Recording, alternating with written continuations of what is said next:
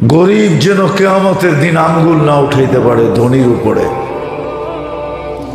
বরং ধনীর পক্ষ নিয়ে যেন আল্লাহ যেন আগের থেকেই ধনীর পক্ষ নিয়ে থাকে। গরিবের যেন ধনীর বিরুদ্ধে যাওয়ার সুযোগই না হয়। ধনী যেন শুধু ধনী না হয়। জানেন আপনি, আলেম ওলামা শহীদদের আগে সখী জান্নাতে যাবে। সখী দাতা, ওরা আলেমদের আগে জান্নাতে যাবে, শহীদদের আগে জান্নাতে যাবে, শুধু সাখাওয়াতের কারণে, দানের কারণে। গরিবদের আগে তো যাবেই যাবে। আল্লাহ ধনীদের জন্য স্কোপ রাখছিল, তোরা যেন সবার আগে জান্নাতে যাস, গরিব যেন আর বিরুদ্ধে না যেতে পারে।